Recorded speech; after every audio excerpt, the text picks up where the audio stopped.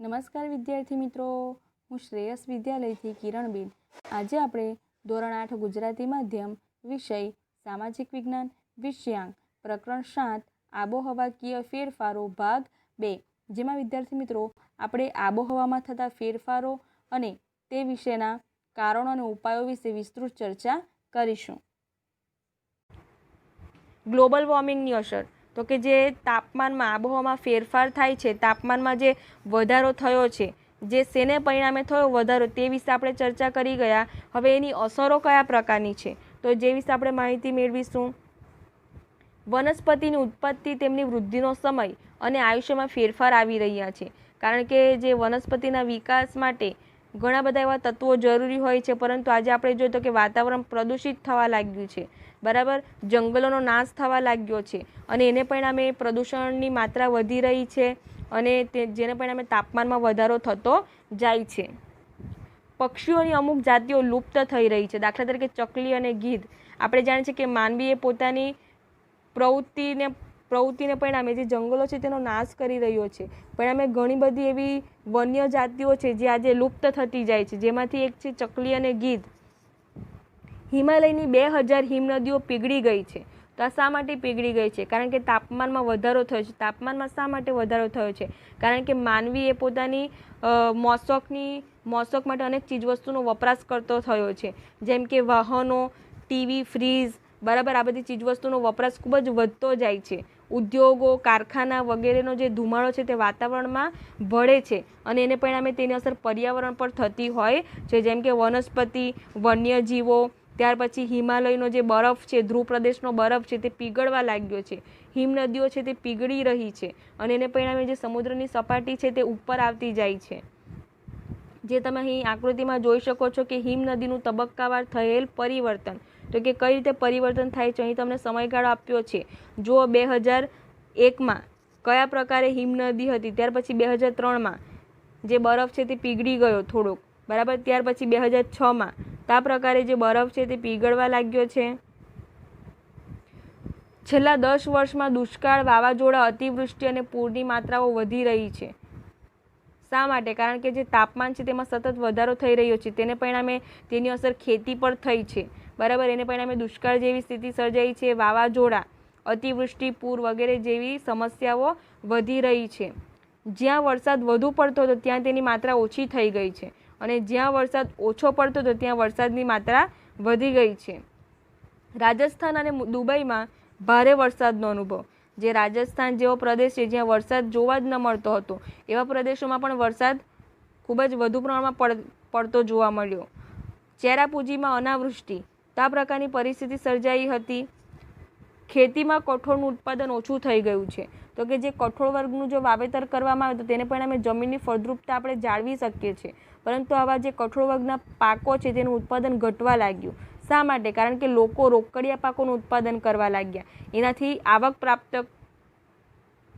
ખૂબ જ વધારે પ્રમાણમાં થાય છે અને એને પરિણામે કઠોળ વર્ગનું જે ઉત્પાદન છે તે ઘટી ગયું. જમીનમાં પાણીનું સ્તર ઘટી ગયું છે, જેને આપણે ભૂગર્ભ જળ તરીકે ઓળખીએ છીએ, તો તે ભૂગર્ભ જળ ઘટી રહ્યું છે. હિમનદી પીગળવાથી સમુદ્ર જળ સ્તર વૃદ્ધિ થઈ રહી છે.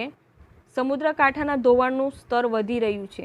જેમ કહ્યું તેમ કે પ્રદૂષણને પરિણામે જે ધ્રુવ પ્રદેશો છે તેનો બરફ પીગળવા લાગ્યો છે અને એને પરિણામે જે સમુદ્રની જળ સપાટી છે તે ઉપર આવવા લાગી છે અને એને પરિણામે જે દરિયા કિનારાના વિસ્તારો છે તેનું ધોવાણ થતું જાય છે, બરાબર. જે દરિયા કિનારાના વિસ્તારો છે, દરિયો છે તે આગળ વધી રહ્યો છે. તાપમાન વધતા માણસો ડિહાઇડ્રેશન અને કુપોષણનો શિકાર બનશે. તો કે તાપમાન વધવાને પરિણામે જે માનવ જીવન પર તેની વિપરીત અસર થશે, બરાબર. જે વિવિધ રોગોનો સામનો કરવો પડશે, કુપોષણનો ભોગ બનશે. ઋતુચક્રમાં પરિવર્તન આવી જશે. જે ઋતુ આપણે શિયાળો, ઉનાળો અને ચોમાસુમાં વિભાજિત કરી છે, તો કે તેમાં પરિવર્તન જોવા મળશે, જે આપણે તેનો અનુભવ કરી રહ્યા છે, બરાબર. તો કે શિયાળાની ઋતુમાં પણ કમોસમી વરસાદ થતો જોવા મળે છે, બરાબર. ઉનાળાની ઋતુમાં પણ આપણે તેનો અનુભવ કરી ચૂક્યા છે અને ચોમાસામાં પણ આપણે ગરમીનો અનુભવ કરી ચૂક્યા છે. તો આ રીતે ઋતુ ચક્રમાં પરિવર્તન થવા પામ્યું છે. શિયાળા અને ઉનાળાની ઋતુઓની લાક્ષણિકતાઓ બદલાશે. જે આપણે શિયાળા ઉનાળા અને ચોમાસાની જે લાક્ષણિકતા બતાવીએ છીએ તે હવે પછીના 10 વર્ષોમાં આપણે બતાવી શકશું નહીં, કારણ કે જે આબોહવામાં ફેરફાર થાય છે તેના પરથી લાગે છે કે આવતા 10 વર્ષમાં કંઈક પરિસ્થિતિ ઋતુ વિશેની કંઈક અલગ જ જોવા મળશે. ગુજરાતની દરિયાઈ સપાટી 25 સેમી જેટલી વધતા જમીનની ખારાશ પણ વધશે. તો કે જે દરિયો છે તે આગળ વધતો જાય છે અને એને પરિણામે જે જમીન છે તેની ખારાશમાં પણ વધારો થશે. ખેત ઉત્પાદનમાં સતત ઘટાડો નોંધાઈ રહ્યો છે. ખેત ઉત્પાદનમાં શા માટે ઘટાડો નોંધાઈ રહ્યો છે? કારણ કે આજે ઉદ્યોગોનો વિકાસ ખૂબ જ વધતો જાય છે અને ખેતી ક્ષેત્રનો વિકાસ ઘટતો જાય છે. અને આ રીતે ખેતી ક્ષેત્રે જે ખાતરોનો ઉપયોગ થતો જાય છે અને એને પરિણામે જમીનને પણ નુકસાન થઈ રહ્યું છે, જમીન પ્રદૂષિત થઈ રહી છે અને જમીન દ્વારા જે પાણી છે તે પાણીનું ધોવાણ થઈને સમુદ્રમાં જાય છે, નદીમાં જાય છે અને એને પરિણામે જળચર પ્રાણીઓને પણ નુકસાન થઈ રહ્યું છે. Cholera, dengue, malaria, yellow fever, swine flu વગેરે રોગોનું પ્રમાણ વધી રહ્યું છે. તો આજે આપણે જોઈએ તો કે ખેતીમાં વિવિધ ખાતરોનો ઉપયોગ કરવામાં આવે છે, રાસાયણિક ખાતરોનો ઉપયોગ થાય છે. એને પરિણામે તે ખોરાક આપણે આરોગ્ય છે અને એને પરિણામે કોલેરા, ડેન્ગ્યુ જે દૂષિત પાણી દ્વારા રોગો ફેલાય છે, એવા દૂષિત પાણી પીવાથી પણ કેટલાક રોગો થાય છે, જેમાં સ્વાઇન ફ્લૂ, મેલેરિયા, હાલમાં આપણે COVID-19નો સામનો કરી રહ્યા છે, બરાબર, જે એક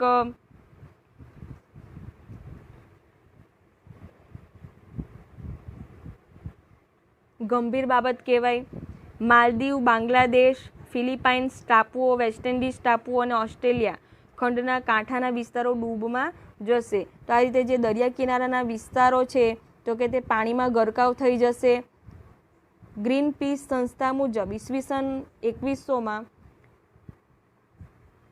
ગુજરાતમાં વસતા આશરે 55 લાખ લોકોને સ્થળાંતર કરવું પડશે. તો આપણું ગુજરાત એ પશ્ચિમી તટીય વિસ્તારમાં આવ્યું છે અને તેને પરિણામે દરિયાઈ સપાટી એટલી વધી જશે કે આપણું ગુજરાત છે તે પાણીમાં ગરક થઈ જશે એવું અનુમાન કરવામાં આવ્યું છે ગ્રીન પીસ નામની સંસ્થા દ્વારા કે ઈસવીસન 2100 સુધીમાં ગુજરાતમાં વસતા આશરે 55 લાખ લોકોએ સ્થળાંતર કરવું પડશે. જે દરિયાકાંઠાના વિસ્તારો છે તે તો પાણીમાં ગરકાવ થઈ જ જશે. વૈશ્વિક તાપમાનના વધારાને લીધે ફૂલો ખુશ્બુ ગુમાવી રહ્યા છે. જે ફૂલો જોવા મળતા હતા, બરાબર, પાછલા 10 વર્ષમાં જે ફૂલો જોવા મળતા હતા, આજે તે ફૂલો જોવા મળતા નથી અને જોવા મળે તો પણ તે ખુશ્બુ, જે સુગંધ હોવી જોઈએ તે આપણને જોવા મળતી નથી. મધપૂડા હવે નામશેષ થઈ રહ્યા છે. તો કે મધપૂડા પણ અત્યારે જોવા મળતા નથી, કારણ કે જંગલોનો નાશ થઈ રહ્યો છે. કૃત્રિમ રીતે મધ પકવવામાં આવે છે, બરાબર, કૃત્રિમ રીતે મધ તૈયાર કરવામાં આવે છે. અહીં તમને આકૃતિમાં તમે જોઈ શકો છો જે ઓઝોન લેયર તમને આપ્યું છે, જે વિશે આપણે વાત કરી હતી, બરાબર. પૃથ્વીનું જે આવરણ છે જે આપણને રક્ષણ કરે છે, જે સૂર્યના પારજાંબલી કિરણો છે, તો તે પારજાંબલી કિરણોને પૃથ્વીની સપાટી પર આવતા રોકે છે. તો એ જે ઓઝોન સ્તર છે એમાં ગાબડા પડવા લાગ્યા છે અને એને પરિણામે આ જે પારજાંબલી કિરણો છે તે પૃથ્વી પર આવે છે અને ફરી પાછા પરાવર્તન પામતા નથી, બરાબર, પરાવર્તન પામતા નથી અને એને પરિણામે જે તાપમાન છે તેમાં સતત વધારો થતો જાય છે. ત્યાર પછી અહીં તમે ચિત્રમાં જોઈ શકો છો જે ફ્રીઝ છે, બરાબર, એ ફ્રીઝની જે સિસ્ટમ છે એનાથી જે વાયુઓ નીકળે છે એ વાયુઓ વાતાવરણમાં ભળે છે, બરાબર, જેમ કે ક્લોરોફ્લોરો કાર્બન, તેમજ ઉદ્યોગોમાંથી જે ચીમનીઓમાંથી ધુમાડો નીકળે છે, ધુમાડોમાં કાર્બન મોનોક્સાઇડ, ત્યાર પછી નાઇટ્રેટ ઓક્સાઇડ વગેરે જે વાયુઓ હોય છે તે વાતાવરણમાં ભળે છે. તે જ રીતે એસી છે, તે એસીનો ઉપયોગ કરવાને પરિણામે પણ જે ક્લોરોફ્લોરો કાર્બન છે તે વાતાવરણમાં ભળે છે અને એને પરિણામે તાપમાનમાં વધારો થાય છે, ગરમીમાં વધારો થાય છે. તો આ રીતે પૃથ્વી પર તાપમાન વધારતા પરિબળો કયા કયા છે તો તમે આ પ્રકારે આકૃતિ પણ દોરી શકો છો તમારી રીતે. તેના થકી CO2નું કેટલું ઉત્સર્જન થાય છે તેની નોંધ કરો, એટલે કે કાર્બન ડાયોક્સાઇડનું. તો દરેક જે ચીજવસ્તુ અથવા તો દરેક જે માધ્યમ છે તો તે માધ્યમ દ્વારા જે પ્રદૂષણ ફેલાય છે તેમાં કાર્બન ડાયોક્સાઇડ વાયુ રહેલો હોય છે અને એને પરિણામે વાતાવરણ તાપમાન વધતું જાય છે. બિનપરંપરાગત ઉર્જાના સ્ત્રોતો, તો વિદ્યાર્થી મિત્રો બિનપરંપરાગત ઉર્જાના સ્ત્રોતો પણ છે. તો કે જે આપણે સાધનોનો ઉપયોગ કરીએ છીએ તેના વિકલ્પ તરીકે આપણે બિનપરંપરાગત ઉર્જાના સ્ત્રોતોનો પણ ઉપયોગ કરી શકીએ છીએ. જેમ કે અહીં તમે જોઈ શકો છો કે સૌર ઉર્જા, જે સોલર પેનલ છે તેના દ્વારા આપણે સૌર ઉર્જા મેળવી શકીએ છીએ અને તેનો ઉપયોગ આપણે ઘરગથ્થુ વપરાશ માટે કરી શકીએ છીએ, ઉદ્યોગોમાં કરી શકીએ છીએ. બરાબર, જે ખેતી ક્ષેત્રે આપણે સિંચાઈનો ઉપયોગ કરીએ છીએ તો કે એ સબમર્સિબલ પંપ ચલાવવા માટે પણ આપણે સૌર ઉર્જાનો ઉપયોગ કરી શકીએ છીએ.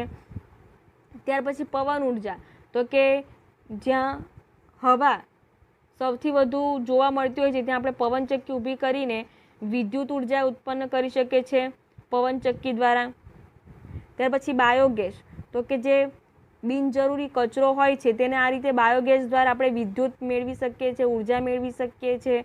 ત્યાર પછી ભરતી ઓટ ઉર્જા, તો કે ભરતી ઓટ જે દરિયાઈ સમુદ્રના મોજા છે જે તેના દ્વારા પણ આપણે વિદ્યુત ઉર્જા મેળવી શકીએ છીએ.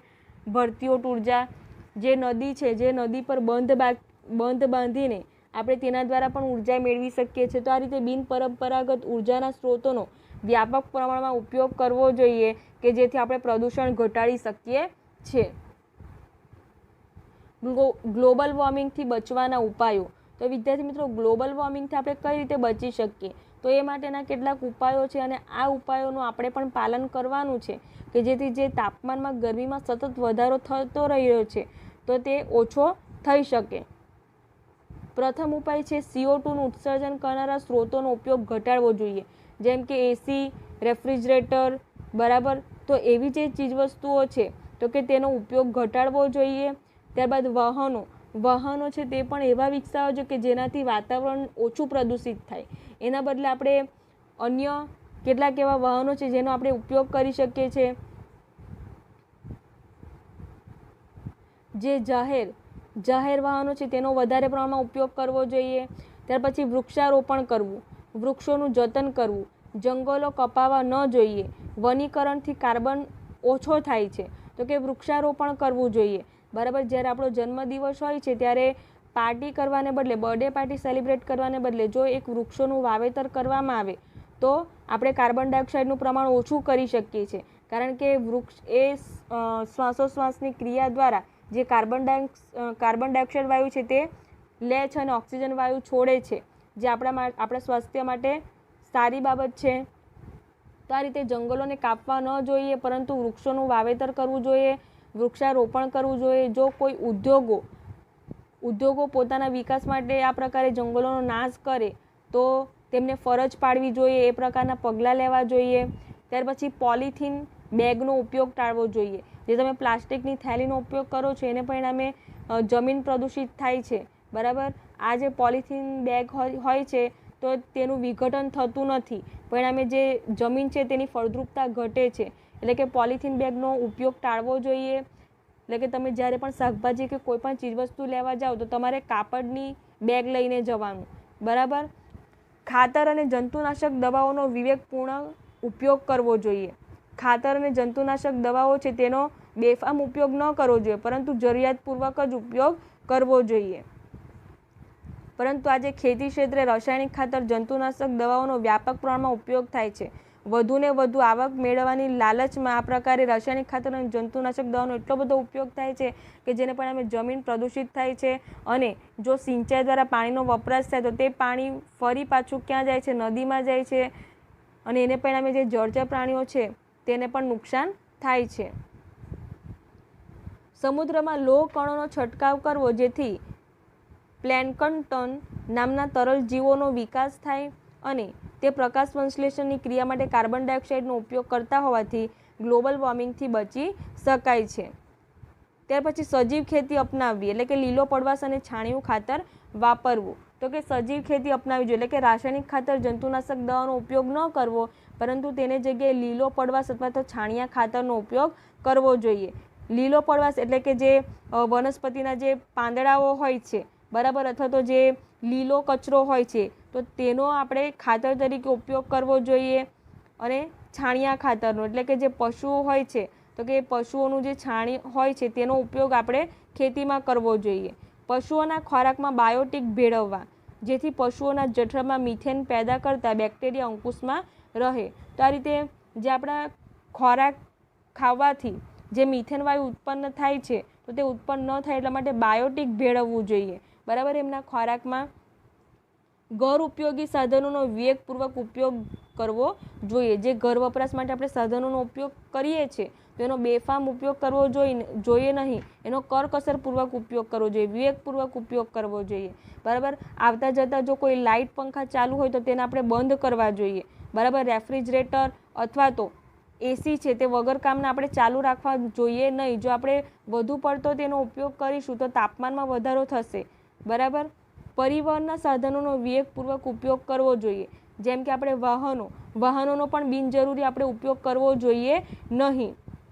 ખાસ કરીને જ્યારે આપણે વધુ પડતી અવરજવર કરવી હોય તો જાહેર માર્ગોના જે વાહનો છે તેનો ઉપયોગ કરવો જોઈએ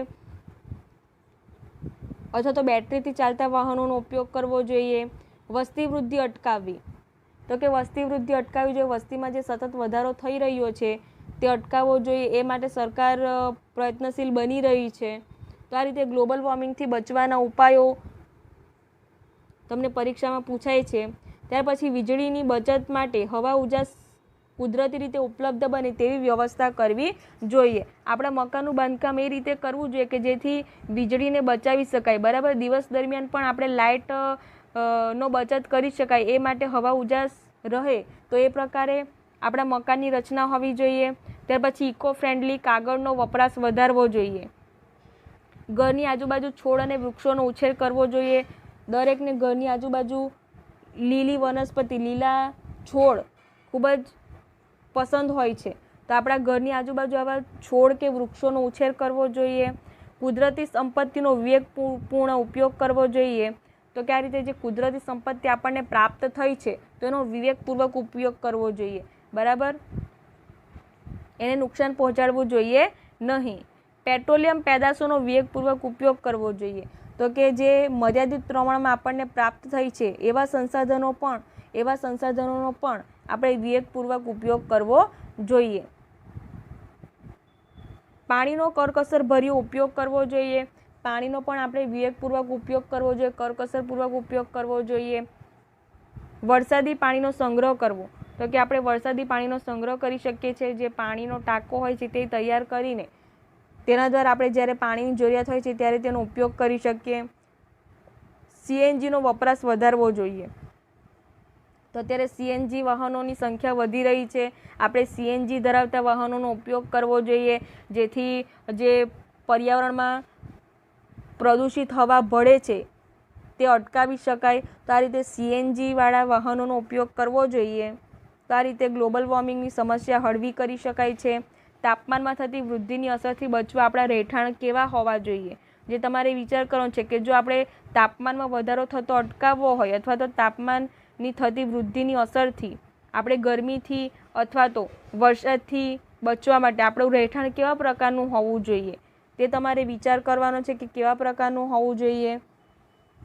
1 ટન કાગળ બનાવવા માટે 4400 કિલોવોટ વીજળી, 30,000 લીટર પાણી અને 11 વૃક્ષોના લાકડાનો માવો વપરાય છે. તો તમે વિચારો કે જે કાગળનો તમે ફાડીને કોઈક ચીજવસ્તુ બનાવીને ઉપયોગ કરો છો તો એ કાગળ બનાવવા માટે કેટલી વીજળીની જરૂર પડે.